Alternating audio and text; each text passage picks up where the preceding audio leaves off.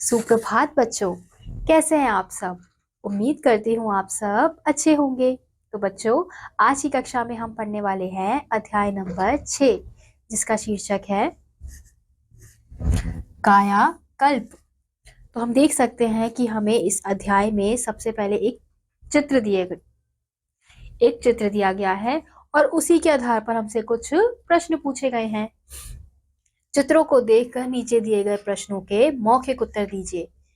चित्र 1 में लोग किस में सवार होकर जा रहे हैं? तो हम देख सकते हैं कि चित्र 1 में लोग किस में सवार होकर जा रहे हैं? बैलगाड़ी में।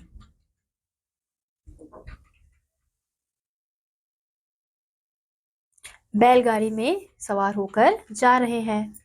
बाद में गांव के लोग के जीवन में क्या क्या बदलाव आया? फिर हम देख सकते हैं कि अब यहाँ पे क्या हो गया कि खेल का मैदान बन गया है। अब लोग किस पे? ट्रैक्टर पे चल रहे हैं और यहाँ पे एक बाथरूम भी बन गया है जिसमें जल आ रहा है। और पहले के समय में क्या था? कुआं था, लोग बाहर ही कपड़े धो रहे थे।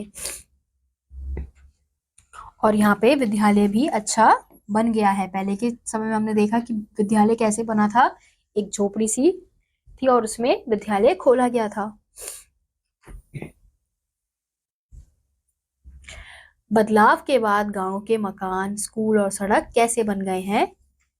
अब बदलाव के बाद गांव के स्कूल, सड़क कैसे हो गए हैं? पक्के हो गए हैं। यानी कि पहले कैसे थे? कच्चे थे, अब वो पक्के बन गए हैं।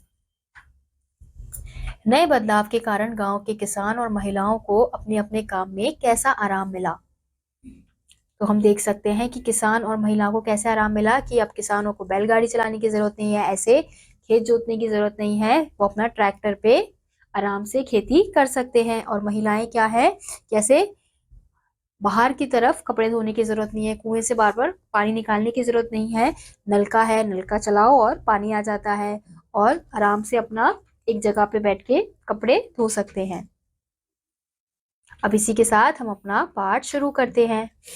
तो बच्चों, इस पाठ में कुछ शब्दों का प्रयोग किया गया है, जैसे फुलवारी, सुगंध, देखभाल, पौधघर, प्रतिदिन।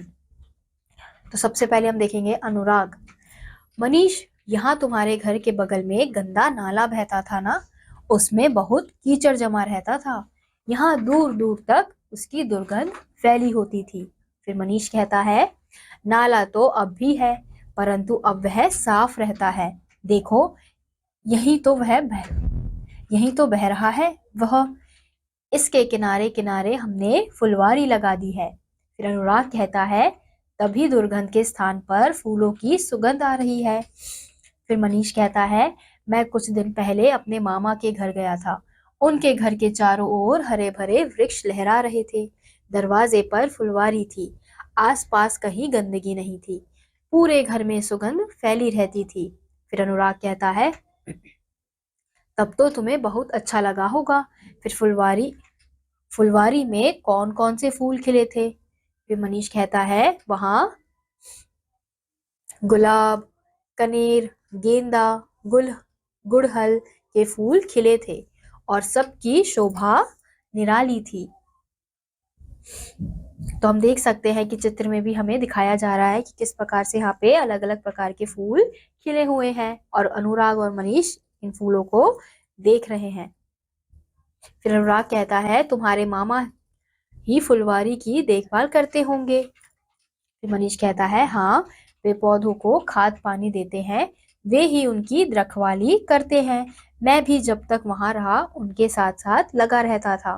फिर अनुराग कहता है, यह सब देखकर ही तुमने अपने घर को भी मामा के घर की तरह साफ सुथरा बना लिया, पर यह तो बताओ कि ये पौधे तुम लाए कहाँ से? फिर मनीष कहता है, मैं समीप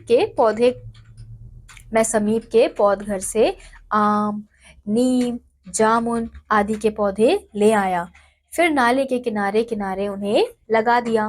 फिर अनुराग कहता है, वाह, अब तो ये पेड़ कितने छायादार हो गए हैं। फिर मनीष कहता है, घर के पास कुछ जमीन खाली थी, उसमें मैंने तरह तरह के फूलों के पौधे लगा दिए। फिर अनुराग कहता है, लेकिन इसके लिए तुम समय कब निकालते हो? मनीष कहता है, पढ़ाई के बाद मैं अपनी फुलवारी में प्रतिदिन काम करता हूँ। अनुराग कहता है, आज से मैं भी ऐसा ही करूंगा। फिर मनीष कहता है, देखो मेरे पड़ोसियों ने भी अपने अपने घर के सामने छायादार वृक्ष लगा लिए हैं, फुलवारी भी बना ली है।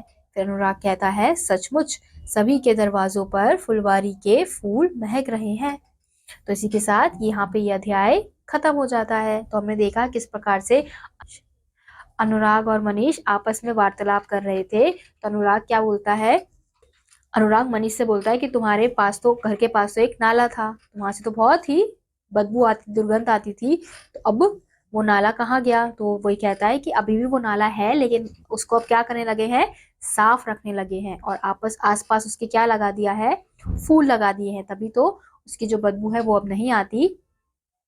तो इसी प्रकार से उनकी वार्तालाप चलती रहती है फुलवारी के ऊपर। तो इसी के साथ बच्चों आज का यह अध्याय यहीं समाप्त होता है। उम्मीद करती हूँ आपको यह अध्याय समझ आया होगा। मैं आपसे मिलूंगी अगली कक्षा में, तब तक के लिए नमस्कार।